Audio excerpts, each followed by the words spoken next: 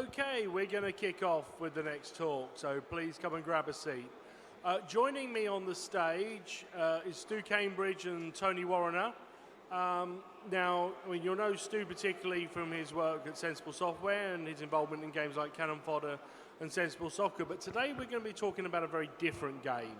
And Stu and Tony are here to talk to us about their new game for the Spectrum Next, as well as for the PC and Mac, called UrbX Warriors.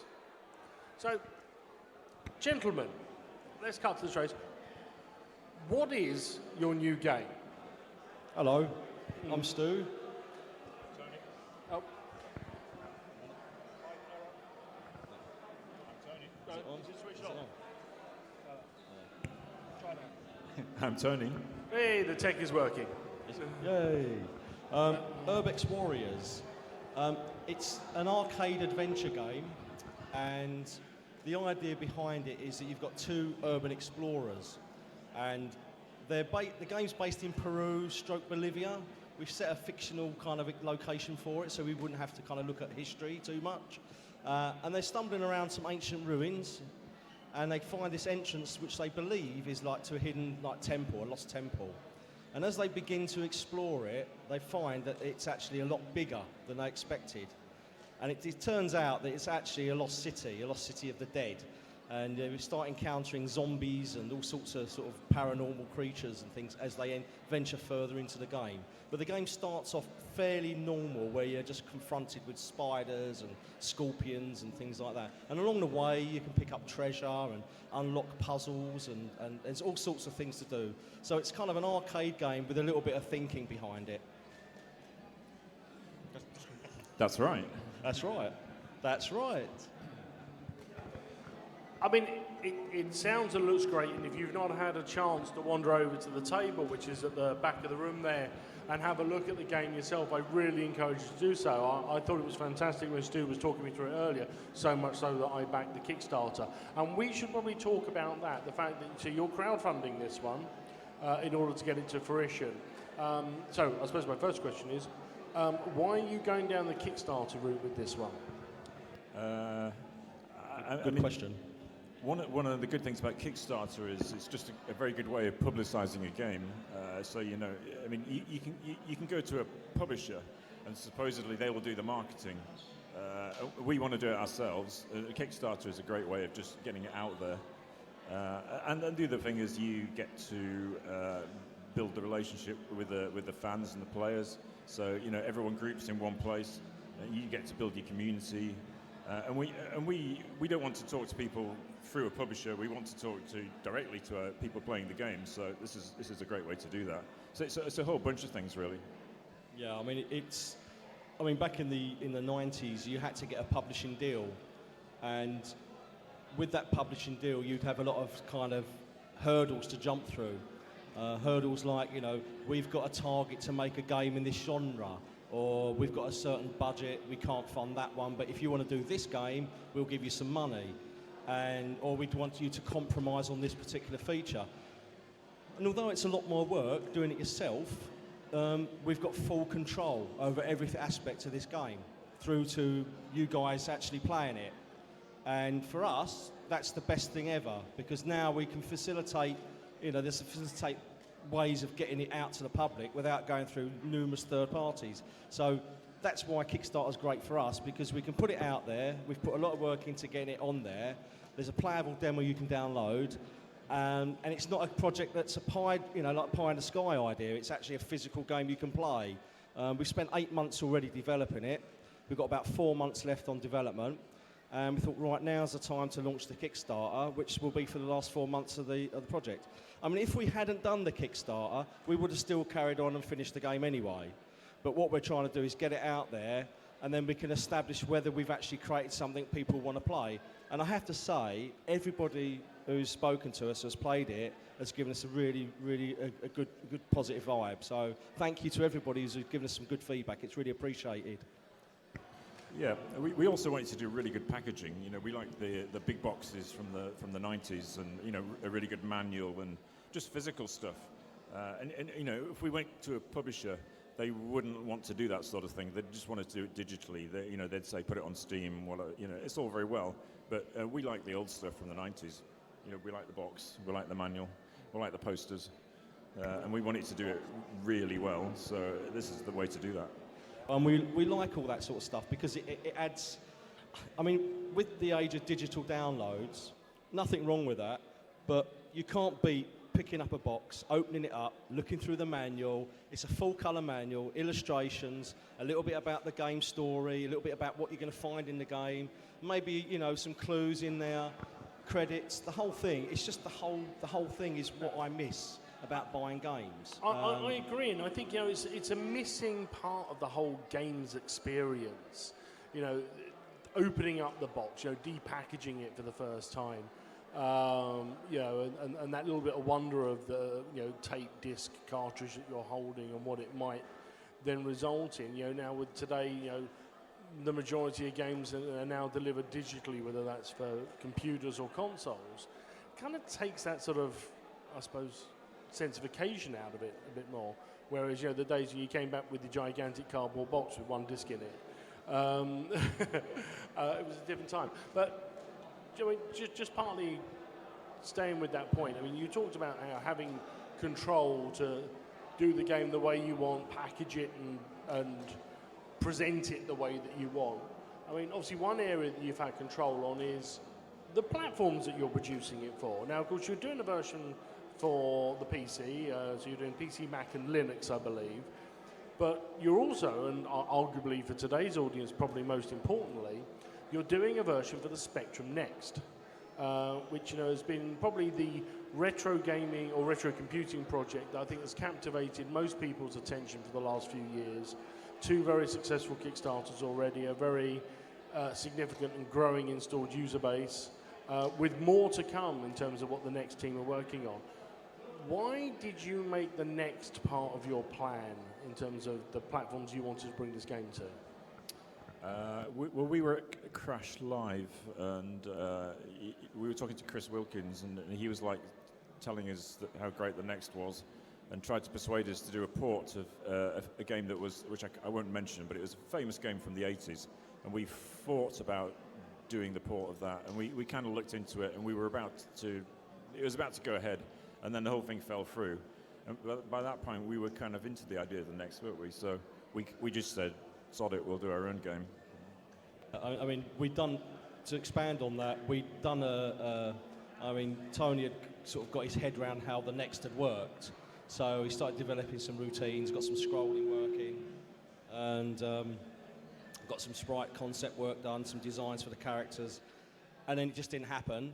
And we thought, well, we'll just turn that attention onto doing a game on the Next, just to basically use what we've created. And then we started talking, and we thought, well, the Next is quite a niche of a niche, really. But with Chris, he said, no, I think you'll be all right. So what we thought we'll do it on the Next, and then we had this plan to take it onto other platforms afterwards. I mean, ideally, you know, we probably would, if we was going to do this from day one, we probably would have done like Amiga, I say, first. We might have done Amiga first, or the Next. But yeah. you know, my background is Spectrum in the 80s. So by this point, I was quite back into Z80 code. So I was excited to carry on, really. I mean, the other thing about these platforms is they're quite restricted. So you can't get into a big feature creep thing.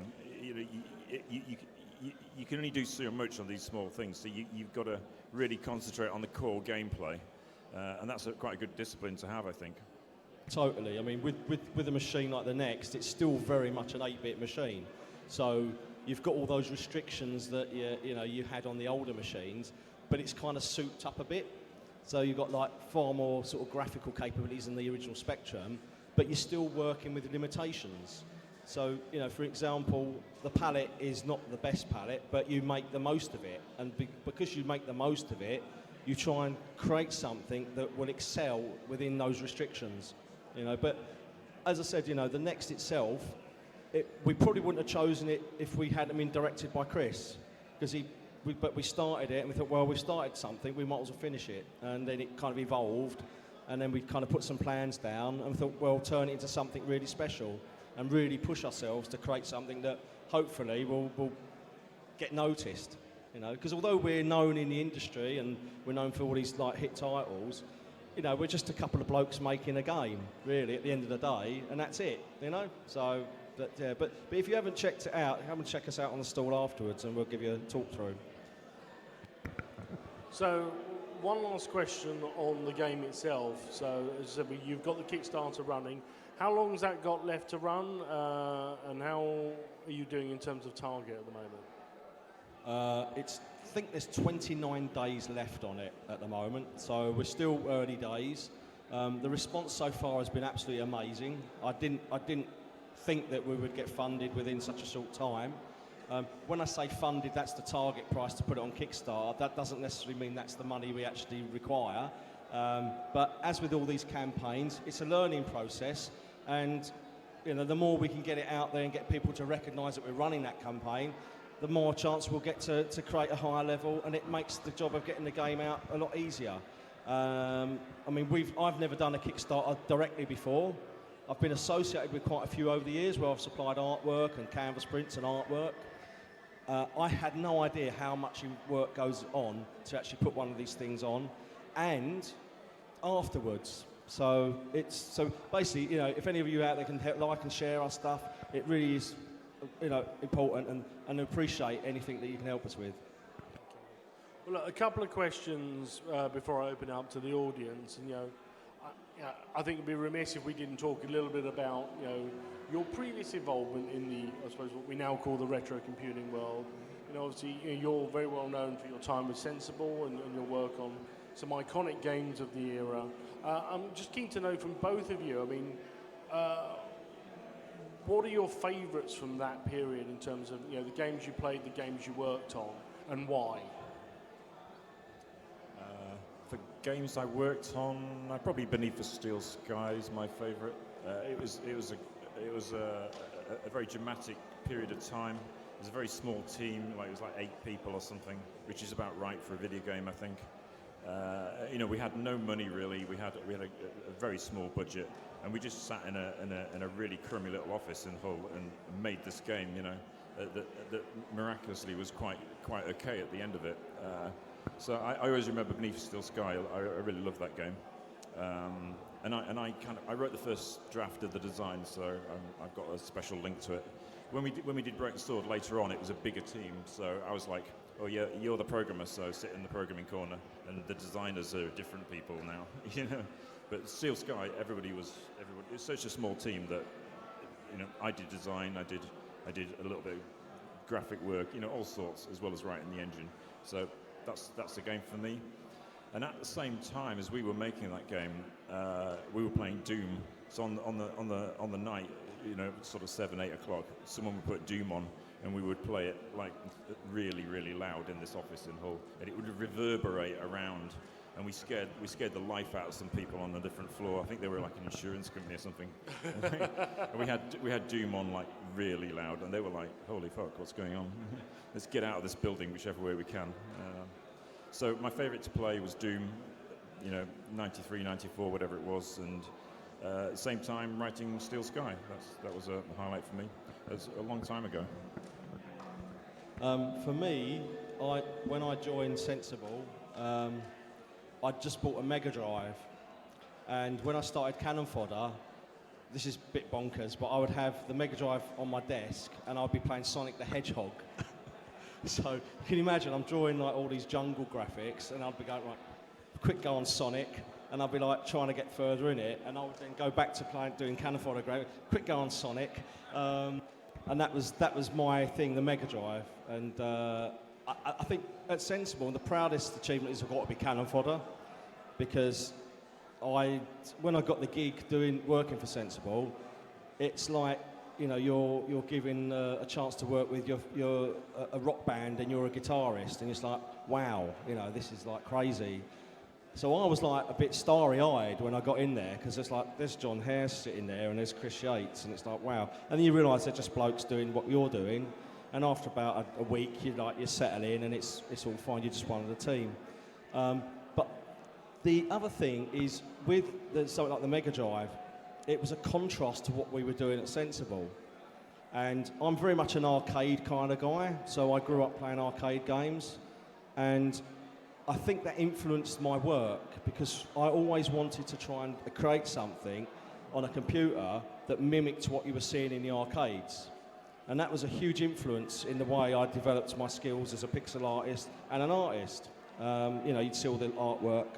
So for me, I'd say the influences was certainly the Mega Drive stuff. I never played a lot of Amiga games, believe it or not, because we was always working on them.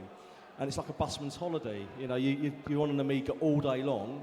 The last thing you want to do when you get home is to play on an Amiga. So often I'd put on the Mega Drive or the SNES and I'd be playing console games. So yeah. Okay. I will just add, Beneath a Still Sky, one of my favourites as well. Thank you. Be vigilant. Well, look, at this point, I think let's open it up to some questions from the floor. And there's already one hand up there. Mark, if you'd like to go to the gentleman in the blue T-shirt.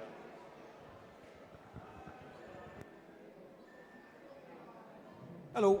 So I was poring over the Kickstarter stuff, and there's like a trinket that you're going to give away with certain tiers. But you mentioned a new title as part of the thing that gets unlocked in the secret levels. Obviously, I don't expect you to spill the beans, but do you know what that game is in your heads yet, or is this something you're going to work out later? What in the series? You mean the new game? Yeah. We've got we've got this secret artifact, which was Tony's idea, and the idea is it's like it's a physical pewter product which has got a unique code on it, and you use that to unlock things in the game. But it's not DLC, so it doesn't cripple the game in any way, but it just gives benefits. But we will use that on the next project as well, and we have got an idea. We've got plans for. I mean, when we set this up, we could have just done one game and thought that's it, but we thought, well, we're both in our mid-50s, right? And this is our last rodeo, really, isn't it? Well, that's just says speak for yourself. Yeah. But what I mean by that is developing a game at this level is really hard because it's intense. You know, you're in front of a screen, and you get to a point where it takes over. So for us, we thought, we'll 5-year plan, we'll get Brazen gameplay set up, and we'll see how far we can go with it. And this is the launch for it. And then we've got plans to do other versions. But, I mean, we're going to do the game on the Amiga. We've got a PlayStation 1 demo in development, which we're real-time lighting, which is Ruslan Danez, the genius behind all the amazing effects that's coming out on that. We are going to be doing a Sega Genesis / Mega Drive version as well at some point, probably. Yeah, physical, yeah. It's got to be, isn't it, really?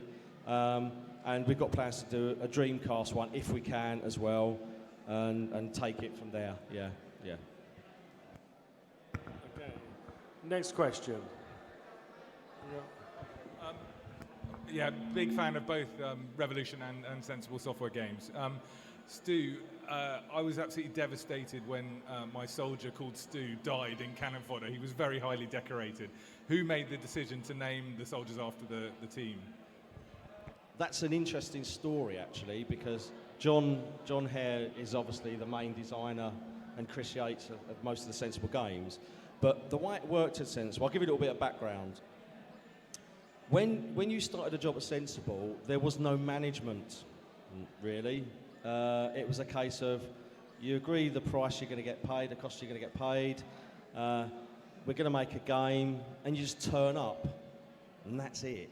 So if you wasn't able to manage yourself and have a clear indication of where that project was going, you wouldn't go.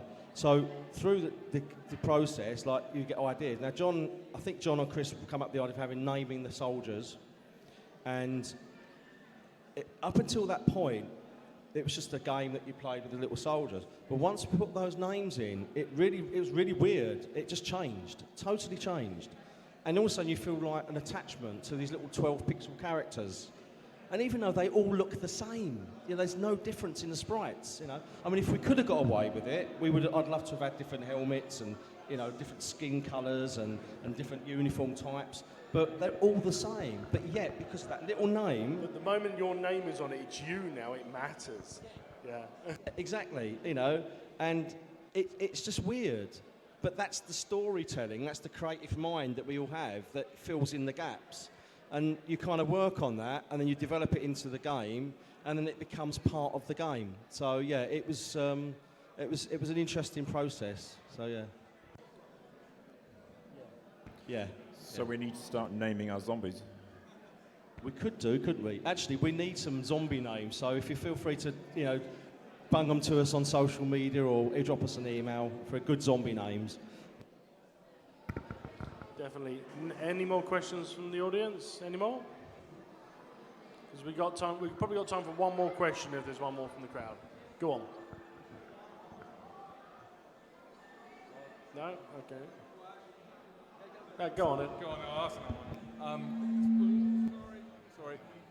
Tony, the virtual theatre system for the Revolution games, was that, I think it was started with Lure of the Temptress. I thought actually the best implementation of it was in that first game. I mean, you know, it was just fun to watch all the characters wandering around.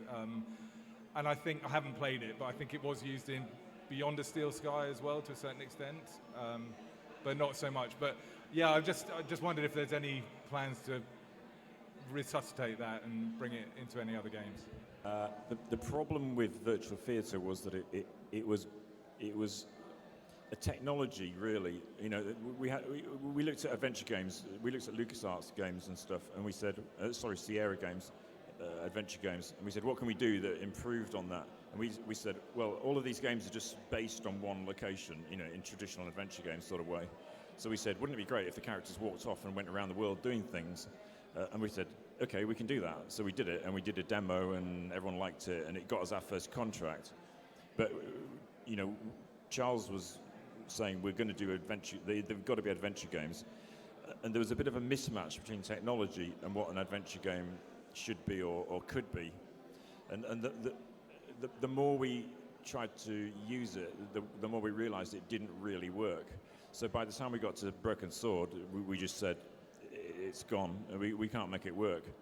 Probably what we should have done after Broken Sword 2 was pivot and do RPGs. And then, you know, the whole world being a live thing would have been perfect for that genre. And then we wouldn't have had the whole problem with adventures being sort of kicked out of favor by Tomb Raider.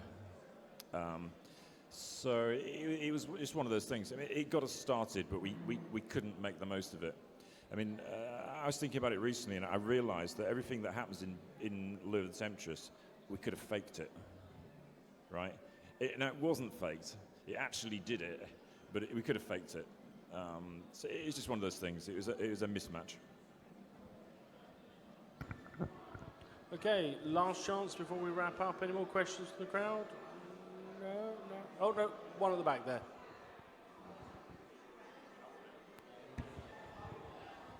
Just still on Beneath a Steel Sky and Beyond a Steel Sky, do you think you'd ever go back to kind of adventure games, or is that time past for you now, Tony?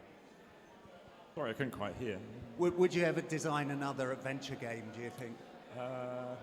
I wouldn't mind doing one. It's a question of what would I do, you know. Broken Sword was set up as like, the idea was to go up against Monkey Island, and they pumped a huge amount of money into it. And we kind of succeeded in that, and it was, I mean, obviously I'm saying it myself, but it's probably one of the best adventures that was ever made. You know, say, if there's a top 10 of adventures, Broken Sword's probably in there. So if I was to go now and say I'm going to write an adventure game, it's like, what would it be? I'd have to have a really good idea. I'd like to do it. I'm just waiting for the idea. If I get the right idea, the right scenario, maybe a bit of tech that makes it a bit different, or a UI change that revolutionizes the whole genre. Because everyone is still, I mean, I talked to Charles, and he's still saying, what's the next adventure? You know, how do we invent the next adventure game and move the genre on? If I ever figure out how to do that, then I'll do it. So it's not ruled out.